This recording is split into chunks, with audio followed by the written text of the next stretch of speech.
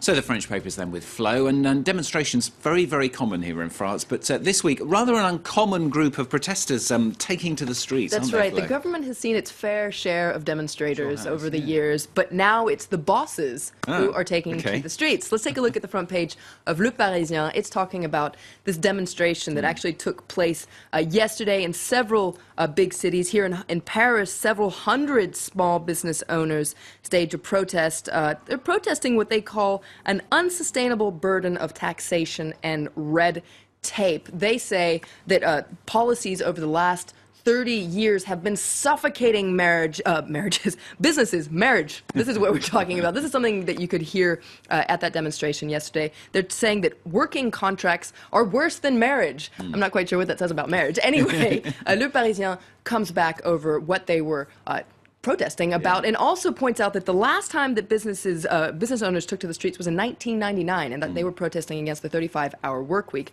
Le Parisien does remind readers, though, that the government has promised 41 billion euros in tax breaks to business owners over the next 3 years. Best thing, of course, if the managers go out on strike, everyone else can as well, because who's to know? It's true, isn't it? Le Parisien, they're rather sympathetic, though, aren't they, with those protesting business owners? That's right. Le Parisien, in its editorial, says that, this is really significant.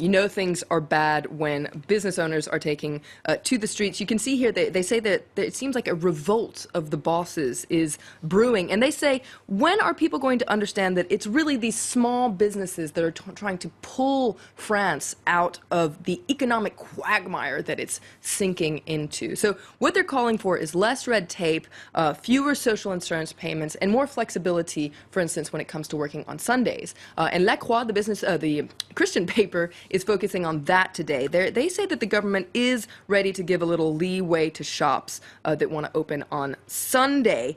Now, this is a very controversial measure, as you can imagine, and the government is probably going to face a lot of opposition, this time coming from the left.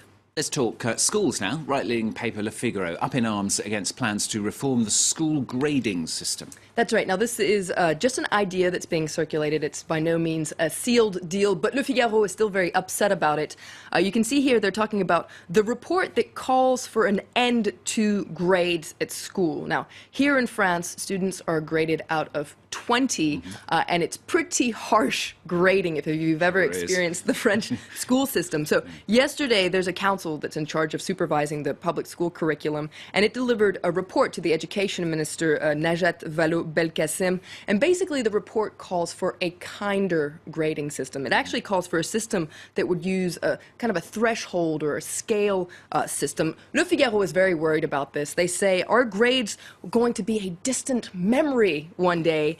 In the meantime, they've given a very bad grade to the government. Everything is wrong, you can see here in their editorial today. And they have very harsh words for the education minister. They call her a leftist hippie who is... Not out of 20. Not out of 20, exactly. Well, according to Le Figaro, Najat Vallaud-Belkacem is basically a hippie, and she's too kind on students. Okay. Move on to another controversial topic. Today, French lawmakers, we were talking about it in the news, have expected to call on the government to recognise Palestine. That's right. Now, let's take a look at the front page of L'Opinion. They call it a French dispute, actually. Basically, this is, of course, a very symbolic move. It's not going to be constraining on the government, but it's a major hot button issue here in France that's brought to light political and religious fault lines, according to L'Opinion. And L'Opinion reminds us that France is home to the biggest Muslim and Jewish communities here in Europe.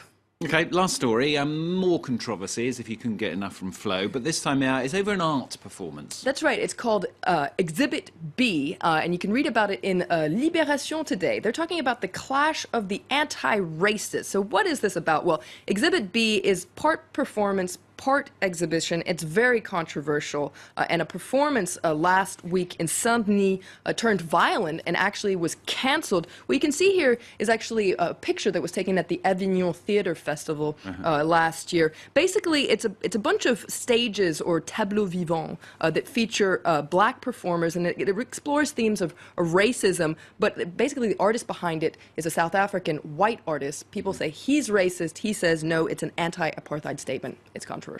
Okay, we shall see if how controversial it gets, I suppose. Flo, thanks a lot, Flo.